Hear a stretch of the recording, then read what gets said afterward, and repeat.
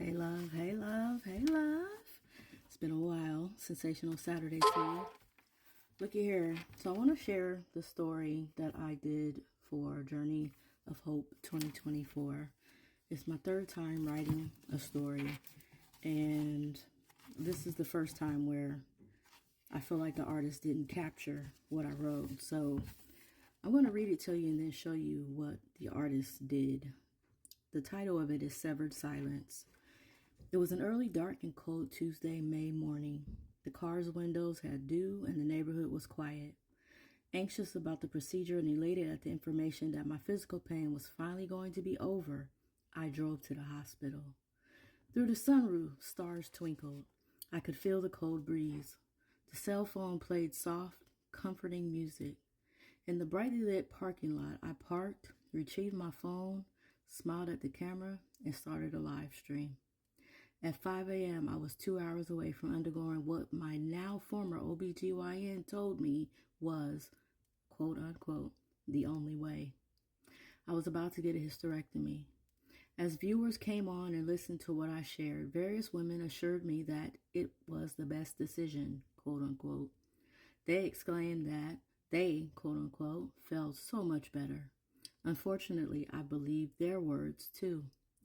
After my live stream, I quickly walked towards the hospital entrance with the breeze flowing through the summer dress that I wore. Dalai Lama said, "The only way to fail is to quit." Sadly, not knowing my own body, I was convinced to quit, and I thought, quote unquote, I'll be in no more pain.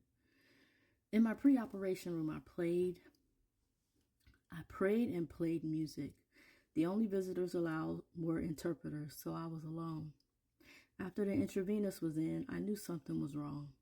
I'd been there almost 2 hours. Papers were brought to me right before the 7 a.m. surgery time, and I felt rushed. I was already in a gown and hooked up to go, but in error, I didn't thoroughly read the paperwork. My surgeon and former OBGYN came in, spoke, grabbed the paperwork, and sat down with his back to me. That was my first red flag, but I dismissed it.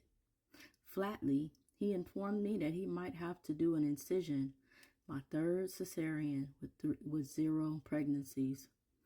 I wish that I had someone to talk to who would give me the complete truth about this procedure. Feeling as if I was missing vital information, I lay there wondering what to ask or to leave altogether. Another ignored red flag. After he left, a nurse came in. She informed me that she was giving me something to make me drowsy. I hadn't met the anesthesiologist yet. I thought, drowsy? Didn't mean I'd go to sleep right then. I was feeling uncomfortable and wanted to change something on the form to ensure that only what was necessary occurred. By the time I gathered the courage to speak, I woke up in my hospital room feeling like I'd been hit by a diesel. Something was very wrong. I felt like I was missing a huge part of myself. I felt empty. I was empty. With silent suffering, I realized that I hadn't verbalized to not take my uterus if it wasn't enlarged. I wanted my organs back, but it was too late. I was forever injured. The unspoken repercussions of potential osteoporosis, breast cancer, heart disease, estrogen loss, medical menopause, incontinence, and so many other detrimental side effects are profound. I had no idea that a hysterectomy removes a woman's sexual organs. I wish that I had found the books, The Ultimate Rapist, Hysterectomy Hoax, and asked me about my uterus, among others, before women as far away as New Zealand suggested them to me. Experience is the wrong way to learn. It's been 2 years that I've suffered in silence with major depression, PTSD, anxiety, very poor health, extreme insomnia, severe incontinence, a shortened vagina, and multiple other major side effects that I didn't have informed consent about. Ignorance is expensive. I am paying a hefty price for what was an unnecessary procedure. My surgeon recognized a normal uterus and took it anyway. Unfortunately, I live with regret and post-operation agony every day.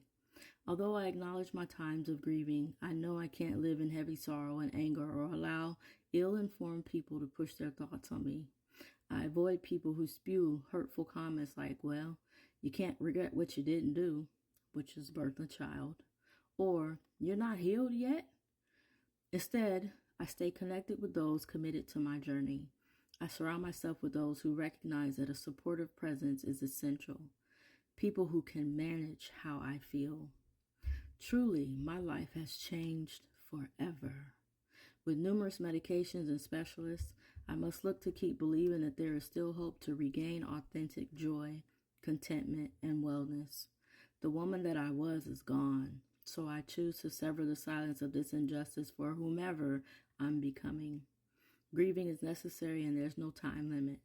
In my sacrifice, severing the silence of this hidden illness encourages me to believe that sharing my story will deeply enlighten about the gravity of this procedure that doesn't have posters in the OBGYN office. Revealing my truth may create a doorway toward supporting a healthier life. This isn't a 6-week trip. It's a rocky road to recovery, a lifelong journey. As I fight, I realize I'm justified in feeling unwell. Refusing to stay caught up in the downside helps me to not get stuck in sorrow. Moving through the struggles and increasing my strength, I reflect on how far I've come. My body is missing vital organs, so I must be patient with myself and demand that others do the same. If I save a few lives, my suffering is not in vain. Ways I try to deal with the heaviness include spending time in nature. Hold on. I kind of forgot where I was. If I save a few lives, my suffering is not in vain. Ways I try to deal with the heaviness include spending time in nature, cuddling a fur baby, watching happy shows and movies, listening to soothing music, journaling, coloring, getting as active as I can when I can, speaking out, and resting. It's a process. I aim to remember what I deserve, keep working for some sense of restoration, and focus on what is lovely. I'm fighting to live. And the person that did the artwork to that, this was her art. That's what she decided to do in reference to my story. And it wasn't until I kept talking to her and looking at her that I realized this is a self-portrait. So she did a portrait of herself, an older version of herself. And it really isn't what I thought someone would get out of my story. You know, I had ideas that perhaps someone would use the darkness of the night, the stars, using where I said I felt empty and I was empty, even if that would have been creating a model of a woman with her whole center section just gone. You know, a person laying on a gurney with the doctor and his back turned to her and a flag sticking up or something of that nature, you know, and or not being listened to when going to an appointment or something of that nature, but not a self-portrait. She called her portrait hopelessness. But I really think that she missed a lot of key points that I purposely put in the writing, thinking that someone would come up with something that was more geared towards me and not a self-portrait. I didn't feel like my story was hopeless, especially when I'm saying that I'm working on what I can do to make it a lovely day. So that kind of got to me, but it's published. It's there. I met her. It's done. I may have to just create that artwork myself. Thank you for gifting me with some of your time. Looky here, it's been a while, but we're welcome to October. All right? Make it a lovely day, not just for you. Help someone else have a lovely day too. All right? Be love. Actually, before I go, tell me your thoughts. What did you see when I read that? How did you feel? What did you get out of it? I like to read your thoughts. They have a QR code on the back to where you could actually send messages to the writer and the artist.